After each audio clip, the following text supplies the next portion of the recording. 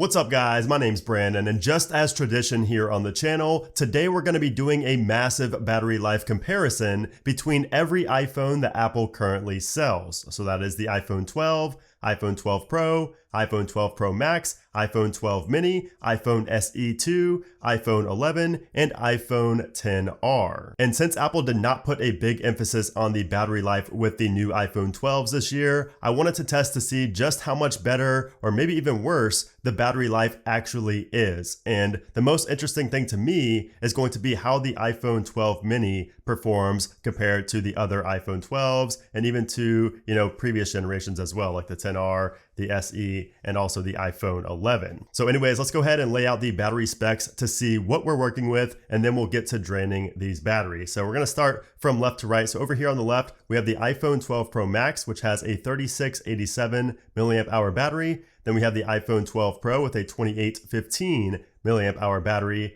iPhone 12 with a 2815 as well, iPhone 12 mini with a 2227 milliamp hour battery, the SE 2020 with an 1821, the iPhone 11 with a 3110, and the XR with a 2942 milliamp hour battery. So as you can see, every phone has its battery at 100%. I also have the brightness set to 40% via Siri. So I just asked Siri to set the brightness to 40% on all. We have Wi-Fi on, we have Bluetooth off, we have no SIM card in any of these phones. We have location services also turned off, and we do have Do Not Disturb turned on for all of them as well. The volume is also around the same. And you can see here the maximum battery capacity is at 100% for all iPhones, except for the iPhone XR, which has a 95% maximum capacity, which I would imagine is still above average for the iPhone XR, given that it came out in 2018. So if you're looking to upgrade from a XR and you have a 95% or lower maximum battery capacity, this video should help you out to see if it's worth upgrading. So what we're gonna do in this test is we're gonna watch some YouTube videos, we're gonna game a little bit, we're gonna run some Geekbench tests, we're gonna web browse, we're gonna go into the news application, we're gonna play some PUBG, we're gonna do, recording videos, things like that, kind of just emulating real world usage. Of course, this is not going to be indicative of exactly what you're going to do on a daily basis. That would be impossible to test,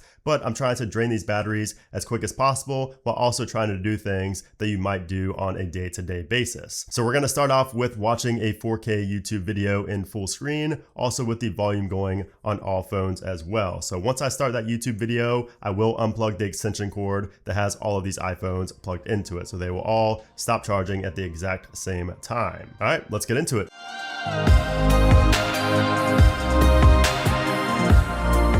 All right, so as you can see, we're about an hour and 40 minutes into the battery test. So we're gonna go ahead and do our first check on the battery life of each phone. So over here on the iPhone 12 Pro Max, we're at 93%. We're at 92% on the 12 Pro, 91% on the 12. We're at 87% on the 12 mini. We're at 82% on the iPhone SE 2020. On the iPhone 11, we're at 93%. And on the iPhone XR, we're at 90%. So now we're gonna go ahead and bump up the brightness to 50% on each phone, and then record a 4K 60 FPS video on the rear facing camera for 30 minutes. All right, so we've been recording for about 30 minutes on all phones except for the iPhone 11. It ran out of storage around 29 minutes, so we were right around the time anyways. We're gonna go ahead and stop on all phones here and check in on the battery percentage before moving on to our next task. So over here on the left, we have the iPhone 12 Pro Max, which is now at 82%, the iPhone 12 Pro at 81%, the iPhone 12 at 76%, the 12 mini at 68%, the SE at 59%, the 11 at 78%, and the XR at 75%. All right, so now we're gonna move on to some light gaming with Subway Surfers, and then after that, we're gonna run a Geekbench test. We're gonna do some web browsing, and then we'll do a little bit more intensive gaming as well. So let's go ahead and get into Subway Surfers.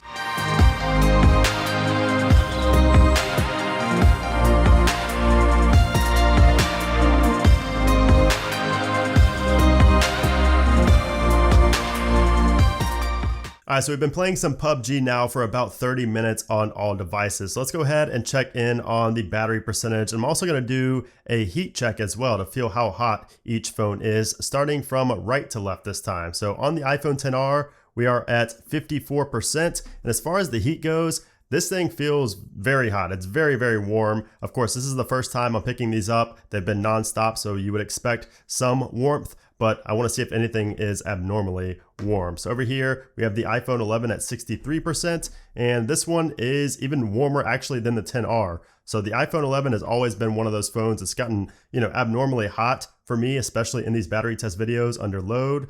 So yeah, that is one thing to note there as well. The iPhone SE at 29% at 3 hours and 16 minutes. The SE is also very, very warm. It's very close in temperature to the iPhone 11. Then of course we have the iPhone 12 mini here, which is at 48%. And as far as the temperature goes on that, it is also pretty warm. I would compare this more to like the iPhone XR. It's not as warm as the iPhone 11. Then we have the iPhone 12 here, which is at 58%. And as far as the warmth goes on this is actually the least warm one yet. So you can feel some warmth in there, but it's not too hot. And that's kind of to be expected with the 12, 12 Pro, and 12 Pro Max. We're at 63% on the 12 Pro.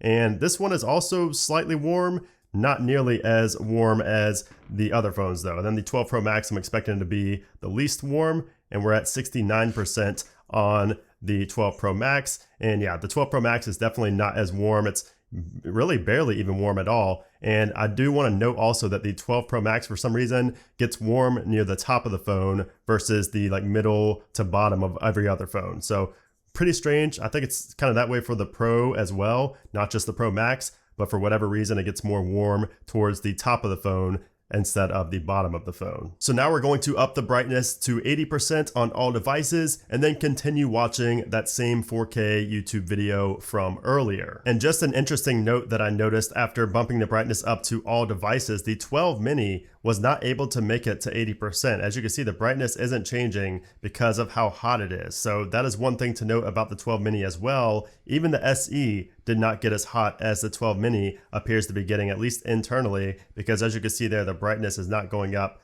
very much at all. That is one thing to keep in mind as well with the 12 mini. That compact size does come with a few caveats. And another interesting thing to note here is that all devices except for the 12 mini, and the 11 kept YouTube running in the background. As you can see here, the 12 mini, and the 11 had to fully reload YouTube. So that's another pretty interesting thing that I noticed here. All right, let's watch this 4K YouTube video.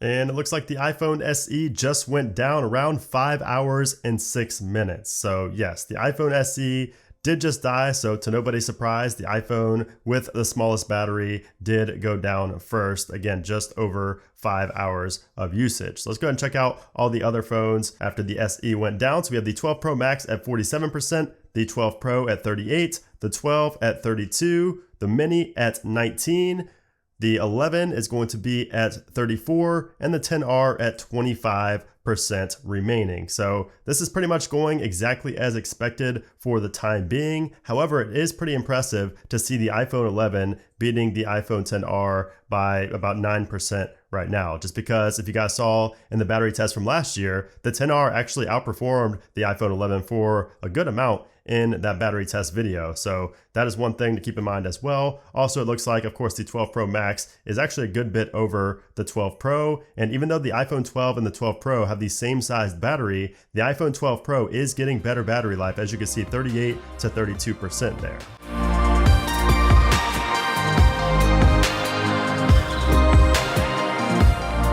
And down goes the iPhone 12 mini. So it was very close between the 12 mini and the iPhone XR. If we go ahead and take a look at the 12 mini, so about 6 hours and 46 minutes on the 12 mini. But if we go ahead and check out the battery on the XR, you can see here, this may die actually during this segment of the video. It's on 1% there for the XR. The 11 is at 11%. The iPhone 12 at 14%. The 12 Pro is going to be at 21%, and the 12 Pro Max is at 32%. And there goes the iPhone XR just about a minute later. So the iPhone XR and the iPhone 12 mini, very, very similar battery test results. Of course, you have to remember that the XR does have 95% battery capacity, but still, those two were neck and neck. And I was actually surprised at how much better battery life the iPhone 12 mini got over the 2020 iPhone SE.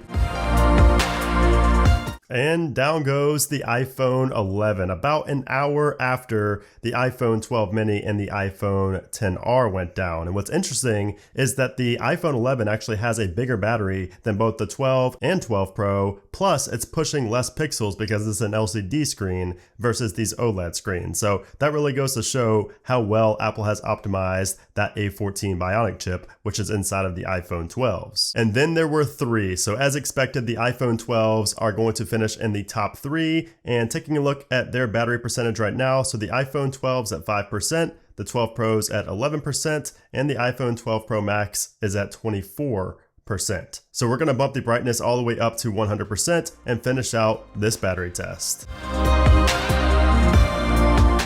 And down goes the iPhone 12. So right around 8 hours and 13 minutes, the iPhone 12 goes down before the iPhone 12 Pro. So let's check in on those percentages. So on the 12 Pro, we have 6% remaining, despite having the exact same battery size as the regular iPhone 12 and the same chipset. So you will get better battery life on the 12 Pro over the 12. As far as the Pro Max, we're at 20% remaining. And down goes the iPhone 12 Pro at around 8 hours and 37 minutes. Meanwhile, the iPhone 12 Pro Max is still sitting at 16% battery remaining.